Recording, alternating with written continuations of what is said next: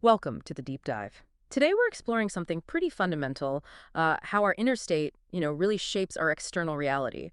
We're keen to get into the practical mechanics of manifestation, sort of pulling back the curtain. For this deep dive, we're looking at insights from manifestation, from victimhood to power, which is part of the universe unveiled. Our goal here is really to boil these teachings down, get the actionable takeaways for you. Yeah, and what jumps out immediately from this material is this foundational idea, maybe even a law. You just can't manifest effectively from victimhood. Real creation has to come from a place of power. And they're clear, this isn't just like a nice metaphor. It's framed as the actual mechanics of the subconscious mind because, you see, your subconscious apparently only acts on the identity it truly believes. And victim versus creator, they're polar opposites. It can't build from both at once. Okay, so to really grasp how reality works, we need to start with that and the subconscious mind. How Mhm. do these sources describe it? This neutral architect inside us. Well, think of it like this incredibly dedicated assistant. It doesn't argue, it doesn't question your instructions, it just executes perfectly. Based on what you keep telling, it is true. So if you're constantly running what the source calls the victim script, things like, oh, life's unfair, people always let me down, I just can't win, your subconscious just goes, okay, got it. That's the reality. Mm. And then, this is the fascinating part, it diligently starts creating outer experiences that line up perfectly with that script. It's not judging, it's just reflecting your programmed truth back at you. Right. And so conversely, if we feed it the creator script, messages like, I am a conscious creator, everything's working out for me, my energy directs my reality, how does that change the subconscious's, operating system? It's total acceptance again. When you consistently impress that creator script, your subconscious doesn't just hear it, it starts becoming it. It activates a whole different program. It literally begins to align circumstances, people, opportunities to mirror this new internal identity. It's not about good or bad programming, just the dominant programming. The subconscious says, oh, this is who you are now. Let me show you. That flows perfectly into the law of assumption, doesn't it? This idea that identity creates outcome. It becomes really clear your outer world is just mirroring your dominant inner assumption. Exactly. And what's really insightful here is the shift in perspective it requires. The victim viewpoint is almost always, this awful thing happened to me, I had no control. It's external. But the creator's response, it reframes it completely. Okay, this happened for me. What can I learn? How do I choose to respond now? It's about reclaiming your power in the response. Power isn't denying what happened. It's choosing who you become because of it. You can't assume lack and expect abundance, right? You can't feel helpless and manifest being a leader. Your identity, your core assumption, has to match the desire. That's the law in action. This idea of the vibration of identity is really interesting too. Are we talking like literal radio waves here? Or is it more metaphorical? It's a great analogy, the radio signal. It's less about literal physics, maybe, and more about your consistent emotional signature, the overall feeling and belief state you live in most of the time. Yeah. So the victimhood vibration gets broadcast when you're constantly feeling and maybe saying things like nothing works out for me or they won't let me or just this is how I am. It's this hum of powerlessness. And the power vibration. What's the difference there? How does that feel? And what does it broadcast? When you shift into that power vibration, you're sending out a totally different signal.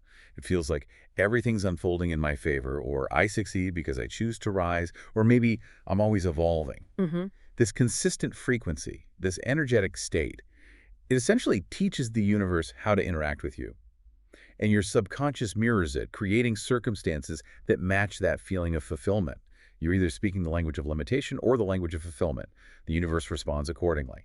Okay, so if victimhood is such a dead end for manifesting what we want, why do we get stuck there? The sources talk about the seduction and cost of victimhood. It's like Yeah. comfortable misery almost. That's a really good way to put it. Comfortable misery. What's the appeal? Well, victimhood offers something really subtle but seductive. Relief without responsibility. It's this psychological space where, you don't have to change. You don't risk failing at something new. You don't face the scary unknown. There's a weird safety in the familiar, even if it hurts. But the cost. Yeah. The sources are really clear. It's huge. What does staying there actually cost us? It costs you your power, your ability to create deliberately. It keeps you feeling small, stuck in these subconscious loops of fear, scarcity, self-sabotage, your desires, the things you actually want. They can't even get through. They just kind of bounce off that wall of, I can't, or it's not fair. It becomes a self-fulfilling prophecy of staying stuck. Wow.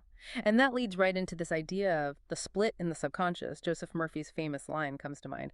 Whatever you impress on the subconscious is expressed on the screen of space. So what happens if you're trying? Like saying affirmations, but then the rest of the day you're complaining or doubting. How does the subconscious handle that conflict? Right, it's that classic issue. The mind really can't serve two masters, as they say. You can say, I am powerful for 5 minutes, maybe even feel it then. But if you spend the next, say, 15 hours worrying, blaming, feeling resentful, your subconscious isn't fooled by those few minutes of words. It's not just the conscious statement that matters. It's the dominant emotional imprint. The feeling state you live in most often, that's the signal it's actually running with, because that's the story you're truly embodying. Only one narrative can really take hold. Okay, that makes sense. So if we get that, how do we actually start reprogramming these deep patterns? The sources give practical steps. Where's the starting point? It starts with becoming like an inner detective. Step one is identify the loop. You absolutely have to notice the recurring thoughts, the script you play out. Is it, I'm just not lucky, or relationships never work for me, or there's never enough money? You can't change what you don't see. So awareness, just noticing without judgment, that's the critical first move. Okay, identify the loop. Then what? Once you see the old story playing. Then you interrupt the pattern. You have to do something different consciously. Break the automatic response. The sources give some great examples, like instead of the knee-jerk, why me, try saying thank you. Even if you have no idea what for yet, it just shifts the energy. Or, right in the middle of feeling overwhelmed, consciously visualize your most powerful, calm self. How do they stand? How do they breathe? Another powerful interrupt is just stating firmly, that was the old story, I choose a new one now. These aren't huge actions, but they create these little breaks, these openings for something new. Interrupt the pattern. Got it. And the final step is to install a new identity. This sounds like where Neville Goddard's work comes in, living from the end, right? Exactly. Living from the new self, Yeah. not just thinking about it. The core question here is, if I truly believed I was powerful, abundant, loved, whatever it is, how would I act today? What decision would I make right now? How would I speak? And then this is crucial. You actually do that. You embody it. You make that choice. Speak that way. Carry yourself that way. Even if it feels a bit like acting at first, you repeat that new way of being. That's how you impress the subconscious. It learns through consistent embodiment. That's really practical. And another tool mentioned, which sounds maybe deceptively simple, is mirror work. How does that help reclaim power? Yeah, mirror work is surprisingly powerful. It seems simple. Stand in front of a mirror, look yourself in the eyes, and speak affirmations aloud. But its power lies in bypassing your usual critical, logical mind. It speaks directly to the subconscious, which responds really strongly to your tone of voice, the conviction you project, and that direct eye contact with yourself. It treats those spoken declarations like direct commands, especially when done consistently. And those example affirmations are potent. I am done repeating the story of pain. I rise. I create. I am powerful. And the universe responds. That last part is key, isn't it? The universe responds to your declared power. It's a direct instruction to your inner world, a powerful re-imprint. And, this aligns so well with what other great teachers mentioned in the source material have said. It shows this common thread. Yeah, like Neville Goddard saying, you are already that which you want to be. So victimhood is just forgetting, and power is remembering who you inherently are. Precisely. Remembering your true state. And Bob Proctor's advice, don't let your present results dictate your thinking. That's huge. Don't look at your current bank balance or situation and let that define your thoughts about what's possible. Rise above it internally first. Right. And Joe Dispenza's point, to change is to be greater than your environment. Victimhood is just reacting, right? Power is deciding to recreate from within, regardless of the outside. Exactly. You become the dominant influence, not the environment. And then there's Louise Hay. So simple, but profound. Yeah. You have been criticizing yourself for years, and it hasn't worked. Try approving of yourself and see what happens. It cuts right to the core of self-identity programming. It's amazing how they all point back to the same thing. The change starts inside. The internal shift is the lever. It really is. At the end of the day, your inner world dictates the outer. So to help make those shifts, the sources offer specific affirmations, not just wishy-washy stuff, but targeted statements for rewiring. Yes, these are designed as identity-level commands, like, I no longer carry the identity of the wounded, I am the reborn. That's about releasing the past identity completely. Or, I am safe in my power, I am magnetic in my truth. This one's important because often there's a subconscious fear of being powerful. This addresses that directly, allows you to own it. And my subconscious now accepts a new script, one of freedom, wholeness, and purpose. That's like giving it direct new programming instructions. Exactly. And finally, a real declaration of sovereignty. I don't wait for permission. I create my reality. These are meant to be felt, spoken with conviction, impressed deeply. Which naturally brings us to some common questions people have when they start trying to apply this, the practical hurdles. Right. Let's tackle some of those. Okay, first one, and it's important. Can I actually manifest things while I'm still healing from trauma? Well, yes. What's the take here? It's a great question. And the answer from the source is yes, absolutely.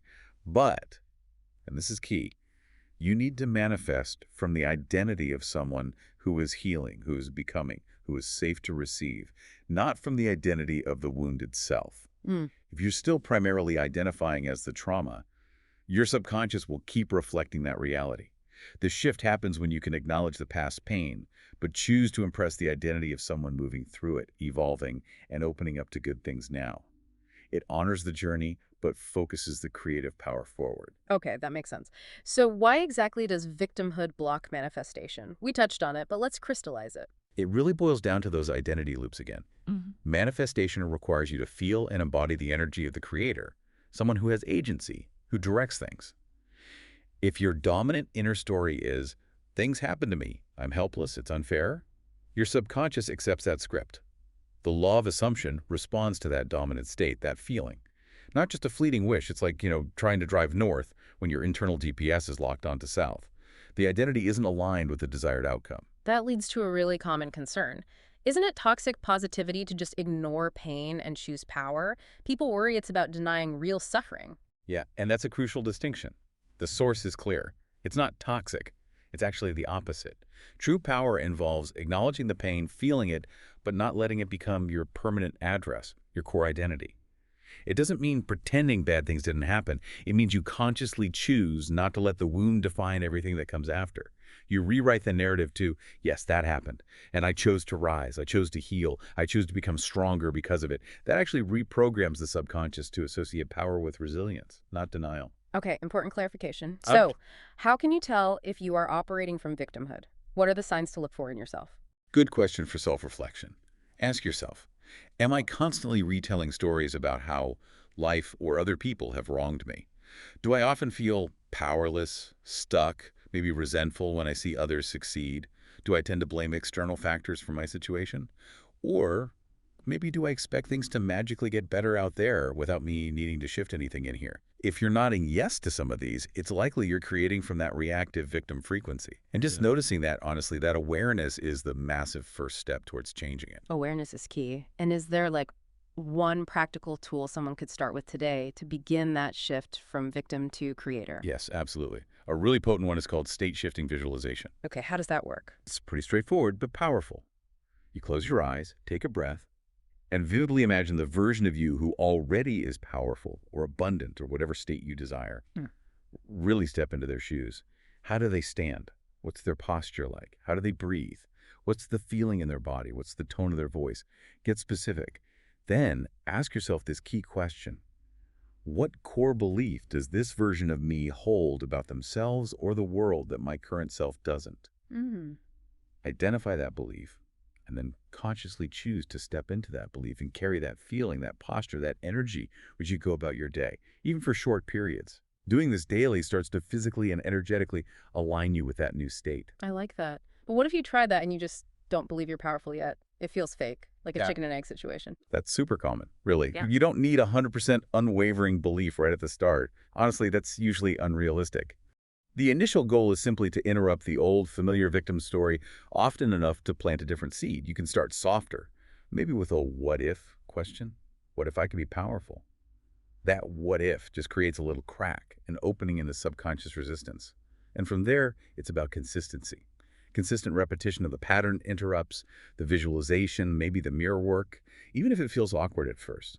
That repetition gradually, steadily imprints the new identity until it starts to feel more natural, more real than the old one. It's definitely a process, not an overnight switch. This has been such an insightful deep dive, really unpacking how we can reclaim our power. The core message feels so clear. Your power isn't gone because of your past. It's right here, right now, in your conscious choice to respond differently. Thinking of the subconscious like like fertile ground, maybe.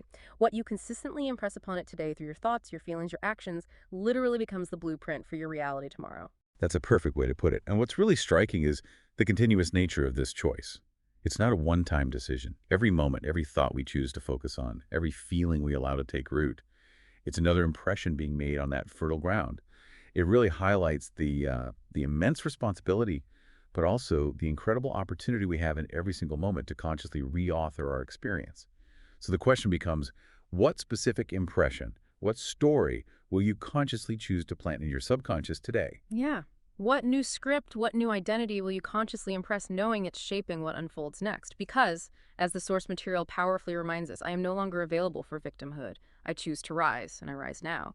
Something to really sit with.